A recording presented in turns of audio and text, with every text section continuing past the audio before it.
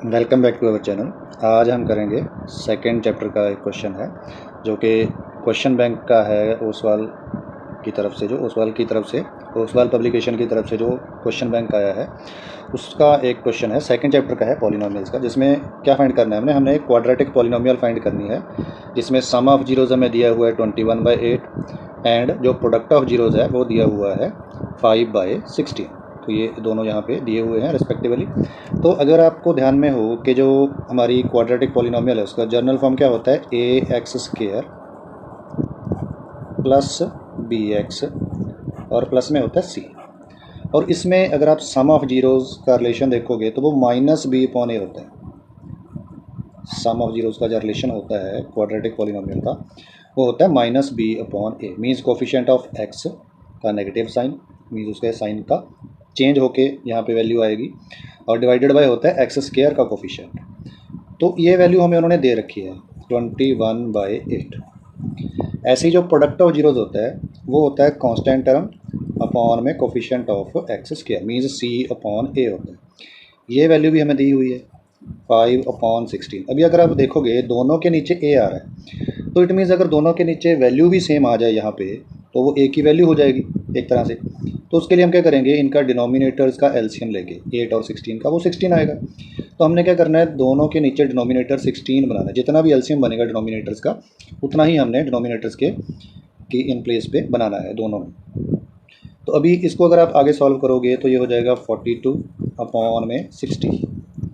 अभी अगर आप ध्यान से देखोगे दोनों के डिनोमिनेटर्स हमारे 16 बन गए। तो इट मीन्स एक तरह से a की वैल्यू 16 आ गई और b की वैल्यू क्या आएगी, आपने ये ध्यान से देखना है कि b की वैल्यू क्या आएगी।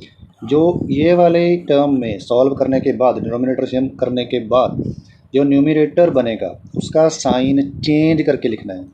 क्यों साइन चेंज करके लिखना है, क्योंकि ये -b की वैल्यू है, -b की वैल्यू 42 है, तो इसीलिए b की वैल्यू -42 आएगी। अगर ये माइनस का 42 होता तो b की वैल्यू प्लस का 42 हो जाती। मीन्स जो भी यहाँ पे न्यूमरेटर बनेगा आपका डिनोमिनेटर सेम करने के बाद उसकी वैल्यू का आपने साइन चेंज कर देना। और c की वैल्यू क्या आ गई, वो आ जाएगी 5, क्योंकि जो इस वाली हमारी जो इक्वेशन है एक तरह से इसमें जो न्यूमरेटर है वो 5 है, तो इसीलिए c की वैल्यू क्या आ गई 5 है। अभी ये सारी हमने वैल्यूज़ इस वाली पॉलिनोमियल में मीन जनरल फॉर्म में या स्टैंडर्ड फॉर्म में पुट कर देनी है। तो one of the required polynomial, क्योंकि ऐसी बहुत सारी बन सकती हैं इसलिए उनमें से एक बना रहे हैं हम। One of the required polynomial is, तो अभी a की वैल्यू हमारे पास क्या है 16 है, तो 16x² और फिर b की वैल्यू क्या है -42 है, तो -42x और c की वैल्यू क्या है 5 है, तो प्लस में आ जाएगा 5। तो इसी मेथड से आप की जो NCERT बुक है उसमें भी जो क्वेश्चंस हैं आपके 2.2 के क्वेश्चंस हैं, उसमें फर्स्ट सम के जो सारे पार्ट्स हैं वो इसी मेथड से ही होने हैं। तो इस मेथड से आप जो भी आप अगर आपके पास some of zeros and product of zeros दिए हो तो आप वहाँ से इस मेथड से क्वाड्रेटिक पॉलिनोमियल एक बना सकते हो।